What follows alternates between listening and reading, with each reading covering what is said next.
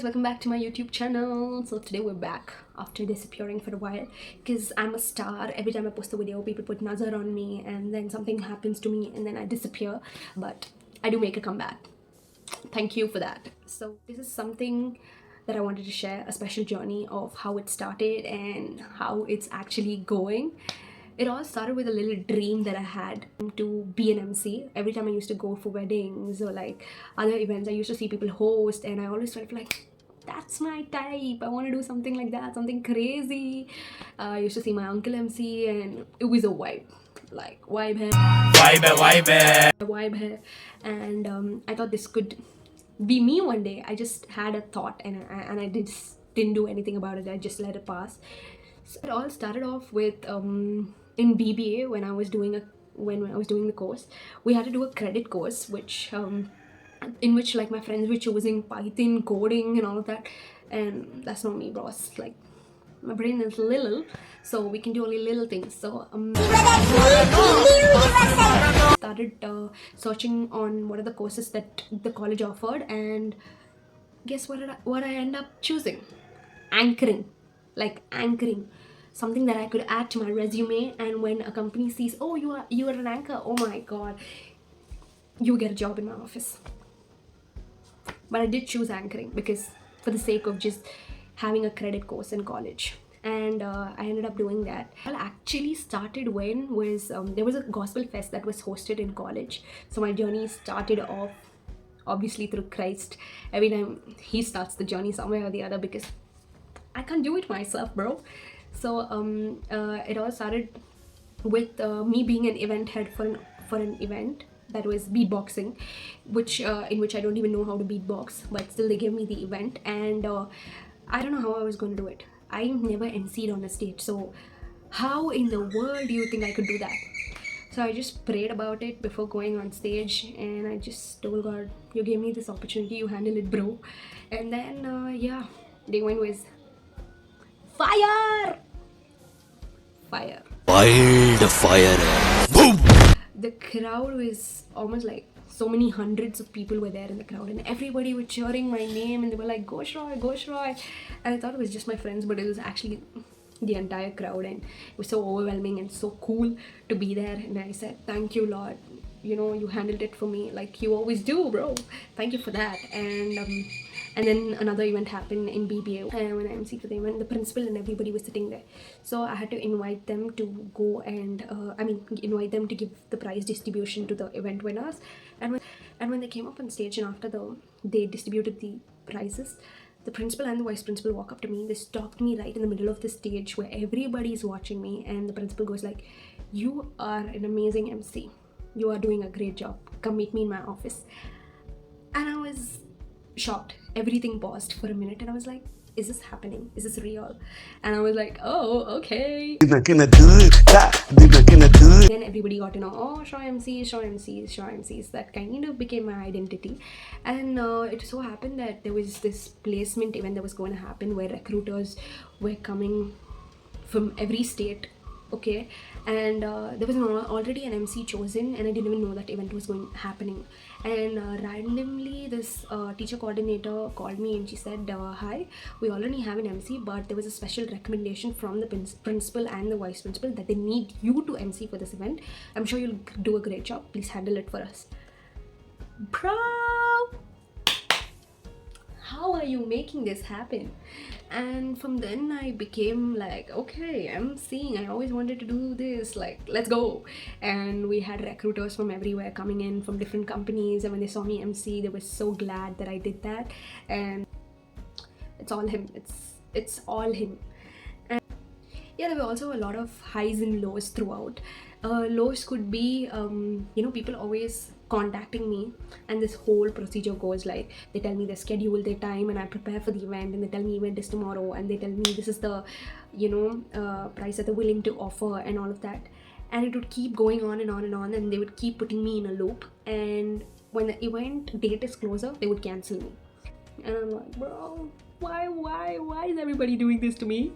And then I was like, God, why are people knocking at my door if and I open it and they're not willing to come in or give me an opportunity, okay?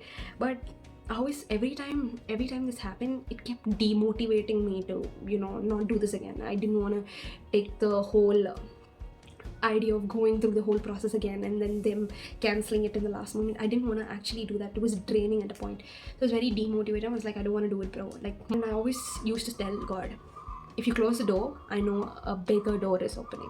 Okay, so 1.5 year nothing happened, and then suddenly randomly this person contacted me who I don't even know and says, yeah, through a word of mouth I got your contact to do a corporate event.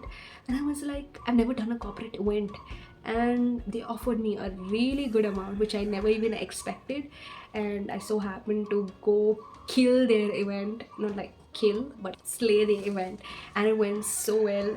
And yeah, it was a good networking, and I never believed I would land a corporate event. It's a huge thing. Like, corporate events are not a joke. They don't give opportunities for outsiders. It's very rare, and for a company that was that big, it was a great opportunity, I would say. And I was like, haha, this is why you were canceling all the doors, I mean closing all the doors, is it? Because an amazing door was opening. And to have a profile with doing corporate events, it's a great, it's like it's something like that, okay? And yeah, so recently this thing happened, okay? After I do the corporate event and all, there was pre-kala that was happening in my college. So obviously, as a student, this is going to be my last kala in college, because yeah, after this I'm going to be a corporate slave, no more slave, just slavery. I obviously knew I was working, so this is gonna be my last color. So when I went for pre-color, I saw other people MC, and I was enjoying the moment. I was loving it. There was DJ, it was like nice. I was standing in the front row, but my heart was sad. Like, my heart was not nat yeah, my heart was nat hatting, because of the sad part. Because I was kind of sad that I used to be on the stage, I used to MC, that used to be my place, and now somebody else is there. I'm kind of happy for them because it was my friends who were doing it. I was really really happy, but some part of me was like, I'm standing here, like, I'm here, I used to be there, and I'm here right now. Is that a downgrade for me? So this kept going on in my head. It was kind of eating me up. Like, did I downgrade in my life? Like, why is it not moving? Why is it not going forward? So it so happened that I came home and I told my dad that I used to be there. Now I'm one among the crowd. I used to be so famous, and I'm just standing one among the crowd.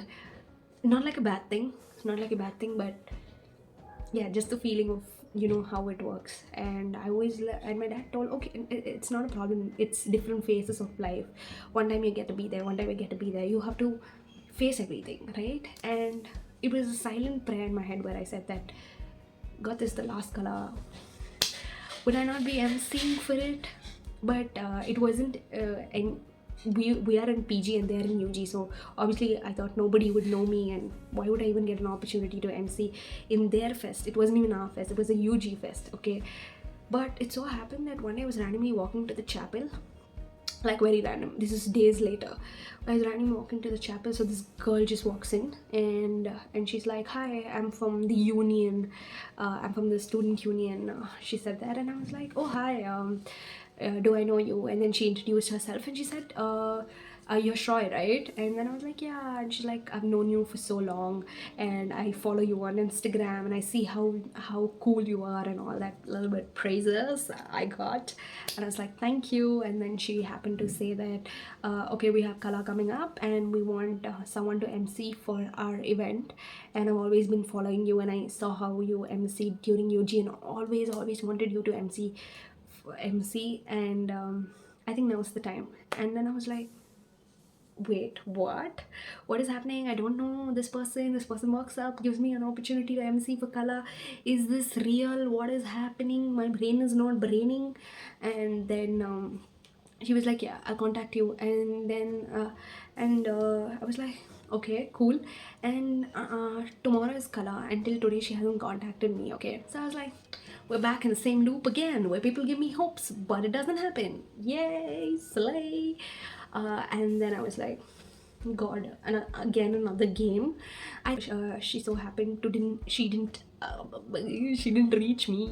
And suddenly it's like 8 o'clock in the night in tomorrow's color, and I get a call, and they're like, "Hey, yeah, so we told you about the emceeing thing, right? I'm sorry we came back so late to you because we know you would kill it, even if it's a last moment thing. We're still sorry about that. And then they gave me the script. We happened to be there on the stage. We emceed the event. I thought they'll give me some small side event, but they gave me the main stage event, which I always wanted to be a part of. Look at how God works. So I had my person who came there to cheer for me all the way from outside just to see me MC, and then I had my friend who was there with me, supporting me, taking videos. So it was one hell of an event, and that's how it's going, and to more opportunities ahead, and to greater things ahead. I think back in the days, this kept happening, and people came and they didn't give me the event. It was because maybe I think God saw that I became very greedy about the money more than the passion. Not like too, a little greedy. And I was like, okay, I'm getting so much. If I'm see, what if I ask for a little bit more? I think God is like, you're not a money girl, babe, you're a passion girl. So he just took away the event and was like, let her learn her lesson. So the moral of the story is, if a door closes, know that bigger, better doors are coming, and don't be demotivated.